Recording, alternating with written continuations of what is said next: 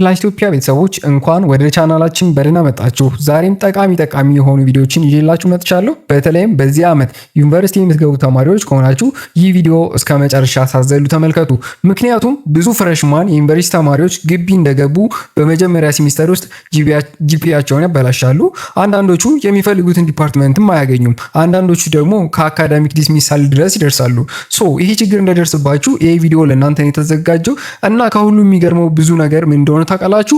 ይህ የሚሆነው ስለማይችሉ አይደለም፣ አይኪው ስለሌላቸውም አይደለም፣ አንድ ቀላል ስህተት ስለሚሰሩ ነው። ከነዚህ 5 ትልልቅ ስህተቶች አንዱን እንኳን ከሰራችሁ በእርግጠኝነት ውጤታችሁ ይወርድባችኋል፣ የማትፈልጉ ዲፓርትመንት ትገባላችሁ፣ ወይም ደግሞ አካዳሚክ ዲስሚሳል ሊደርስባችሁ ይችላል፣ ከዩኒቨርሲቲ እንድትባረሩ ትችላላችሁ ማለት ነው።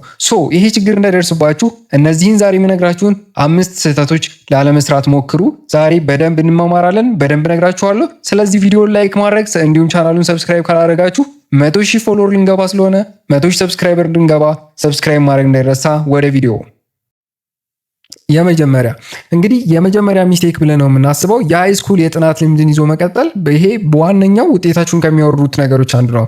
ይህ በጣም ትልቅ ስህተት ነው። ሃይ ስኩል ላይ ፈተና ከመጣ 3 ቀን በፊት ሌሊት አድሮ ማጥናት ምናምን ነገር በቂ ሊሆን ይችላል ማለት ነው። የተወሰነ ቀን ካጠናችሁ በቂ ሊሆን ይችላል። ዩኒቨርሲቲ ግን እንደዛ አይሰራም። ምክንያቱም በአንድ ኮርስ 200 ገጽ ፒዲኤፍ አለ፣ 60 ገጽ ሃንዳውት አለ፣ አሳይመንት፣ ኪውዝ፣ ላብ፣ ፕሬዘንቴሽን ሁሉም በአንድ ጊዜ ተደምረው ነው ፈተና የሚወጡባችሁ ማለት ነው። በተለይም በአዲሱ ካሪኩለም መሰረት ፈተና የሚወጣው ለምሳሌ አንድ ቻፕተር 9 ቻፕተሮች ቢኖሩት አንድ ኮርስ ማለት ነው። 9ኙም ኮርስ የመውጣት ማለት 9ኙም ቻፕተር ለፋይናል ፈተና ይወጣባቸዋል። 9ኙ ቻፕተሮች ሲወጣ ደግሞ ከዛ ውስጥ ሃንዳውቶቹ ይወጣል፣ አሳይመንት የተሰጧቸው ጥያቄዎች ይወጣሉ፣ ኪውዝ የተፈተናችሁት ይመጣል፣ ላብ የሰራችሁት ስራ ይመጣል፣ ፕሬዘንቴሽን ያደርጋችሁት ይመጣል።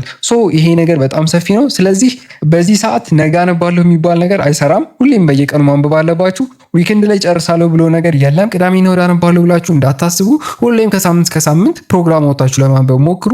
ሚድ ከመጣ በፊት አያለው ወይም ሚድ ከመምጣቱ በፊት የተወሰነ ያለው ብላችሁ እንዳታስቡ።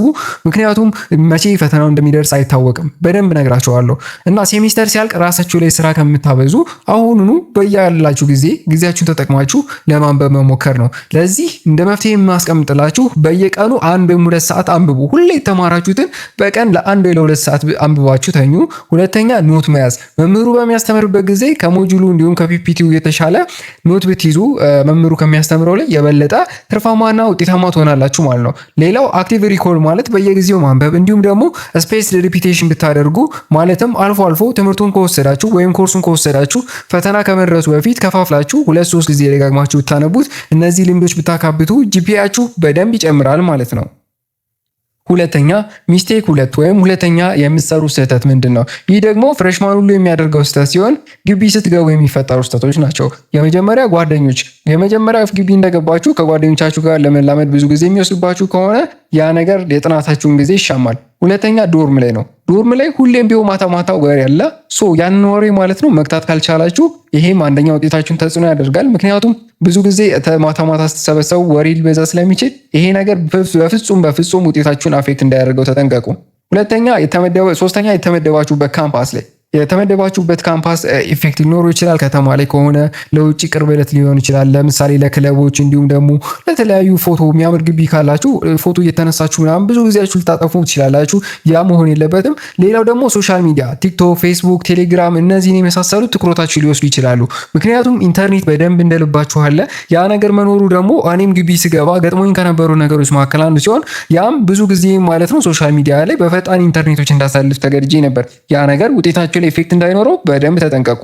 ስለዚህ እነዚህ ነገሮች ኮንትሮል ማታረጉ ከሆነ ጓደኛ፣ ቤተሰብ፣ ካምፓስ እንዲሁም ደግሞ ሶሻል ሚዲያችሁን ኮንትሮል ማታረጉ ከሆነ ምን ይፈጠራል? ሰደንሊ ኪውዝ ይደርስባችኋል። አሳይመንት፣ ሚድ እና እንዲሁም ደግሞ የመሳሰሉት ይደራረባሉ። ያ በሚሆንበት ጊዜ ጂፒኤ እንዴት ወረደ ብላችሁ እንድጠይቁ ያስችላችኋል። ጂፒኤያችሁ ሊወርድ ይችላል ማለት ነው።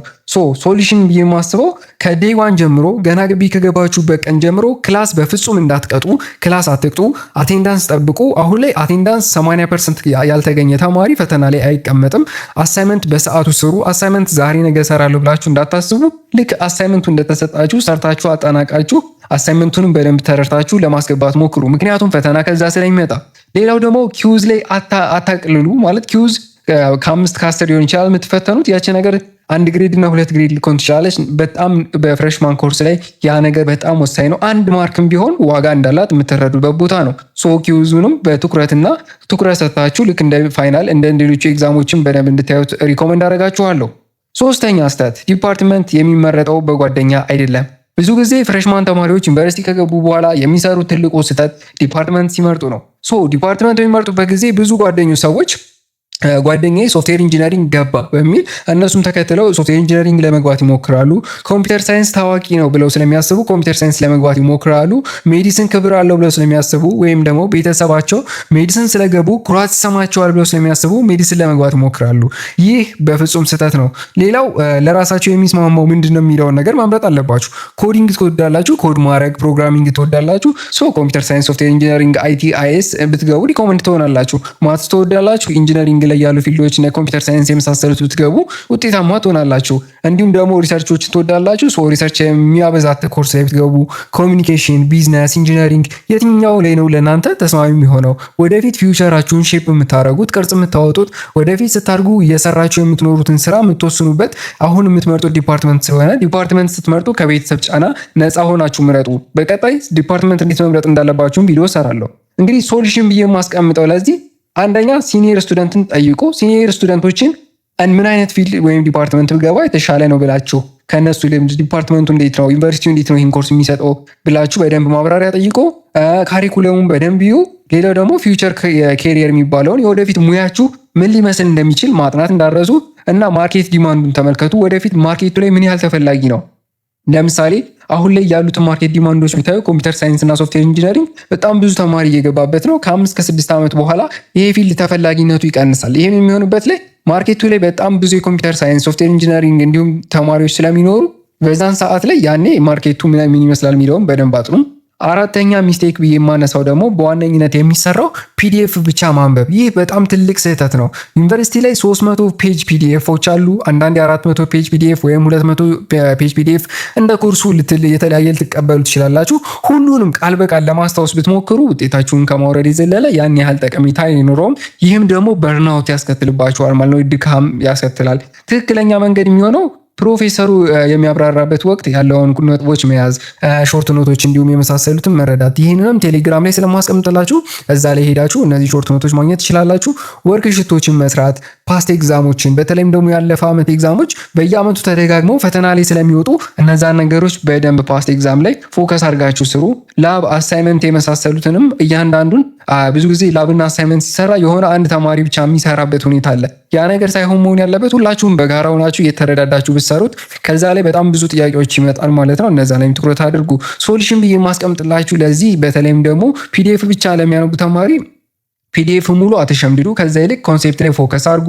በኮንሴፕት ተረዱ። የዩኒቨርሲቲ ፈተና እንደ ሌሎች ፈተናዎች ሳይሆን ኮንሴፕት ላይ ፎከስ ያደረገ ነው። ለዛ ነው ማለት ነው። አምስተኛ ሚስቴክ፣ የመጨረሻና አምስተኛ ሚስቴክ ልንገራችሁ። እንግዲህ በመጨረሻ ላይ ያለው ሚስቴክ ጤናን መዘንጋት ነው። እንግዲህ ብዙ ፍሬሽማን ላይ ስንፈልግ ጂፒኤ እፈልጋለሁ ብላችሁ የምታስቡ ከሆነ ለውጤታችሁ የምትለፉ ከሆነ እንቅልፍና ረፍት ያስፈልጋችኋል። በቀን ቢያንስ ከ5 እስከ 8 ሰዓት፣ በጤና የሚመከረው ለ8 ሰዓት እንቅልፍና ረፍት ማግኘት አለባችሁ። ያንን ካላገኛችሁ ምግብ ደግሞ ብዙ ጊዜ የዩኒቨርሲቲ ምግብ ላይ ላይስማማችሁ ይችላል። ምግብ ማትበሉ ከሆነ ኤክሰርሳይዝ ማታደርጉ ከሆነ በጣም ደካማ ልትሆኑ ትችላላችሁ። ይህም ነገር ስትረስ፣ አኔክሲቲ፣ በርናውት ያመጣባችኋል ማለት ነው። ድብርትን የመሳሰሉትና የድንጋጤ ስሜቶች እንዲሰማቸው ያደርጋል። ምክንያቱም ሰውነታችሁ ኢነርጂ በደንብ ስለሌለው። ስለዚህ ሶሉሽናቸው ከ7 እስከ 8 ሰዓት ዩኒቨርሲቲ ላይ እንቅልፍ ሊኖራችሁ ይገባል። በተለይ ማታ ማታ ወክ የምትወጡ ከሆነ ያ ነገር ሊጎዳችሁ ስለሚችል ያንንም ነገር በሳምንት ከአንድ ቀን በላይ ባይሆን፣ ስለዚህ በየቀኑ ከ7 እስከ 8 ሰዓት እንቅልፍ። ሁለተኛ ጤናማ ምግብ መመገብ። በምትመገቡበት ጊዜ ያገኛችሁ ብላችሁ ቤተሰብ ብር ሊልክላችሁ ይችላል ምናምን ያገኛችሁትን መብላት የለባችሁም። ጤናችሁም ጠብቆ ኤክሰርሳይዝ ለማድረግ ሞክሩ። ዩኒቨርሲቲ ላይ ብዙ ጊዜ ሩጫ ሊበዛባችሁ ይችላል፣ በተለይም በፍሬሽማን ይር ላይ። ቢሆንም ግን ሁሌም ቢሆን ጤናችሁን ማስቀደም እንዳትረሱ። ከጓደኞቻችሁ ጋር መገናኘት፣ ስለ ፈተና እንዲሁም ስለ መሳሰሉት ስለ አሳይመንት በደንብ ማውራት፣ ይህም ለመረጃ ቅርብ እንድትሆኑ ያደርጋችኋል። ጊዜን ማስተዳደር፣ ፕሮግራም አውጣችሁ ፕላን አድርጋችሁ መንቀሳቀስ። እነዚህን ካረጋችሁ ጤናማ አእምሮ ይኖራችኋል። ጤናማ አእምሮ ካላችሁ ደግሞ አሪፍ ጂፒኤ ለመስራት አትቸገሩም ማለት ነው። እንግዲህ በኢፕላስ ኢትዮጵያ ላይ የተለያዩ የፍሬሽማን ኮርሶች ኢንትሮዳክሽን ኦፍ ኮምፒውቲንግ፣ ሎጂክ፣ ፕሮግራሚንግ፣ ኢመርጂንግ ቴክኖሎጂ የመሳሰሉት ብዙ ኮርሶችን ቪዲዮ በአማርኛ ሌክቸር ኮርሶች እየሰጠኋችሁ እገኛለሁ። እነዛን ኮርሶች ማግኘት ትችላላችሁ። አሁንም በተጠናከረ መንገድ ይቀጥላል። አይ ሆፕ ይሄ ቪዲዮ እንደጠቀማችሁና እንደሚጠቅማችሁ እርግጠኛ ነኝ። ይሄንን ቪዲዮ ወደፊት ፍሬሽማን ለሚገቡ ተማሪዎች፣ በዚህ ዓመት ግሬድ 12 ለተፈተኑ ተማሪዎች ሼር ማድረግ እንዳይረሳ። ቀጣይ ደግሞ የተሻለ ነገር ይዤላችሁ እመጣለሁ። ቀጣይ እስከምንገናኝ መልካም ጊዜ፣ መልካም ቆይታ ይሁንላችሁ። ኤፕላስ ኢትዮጵያ ወደፊት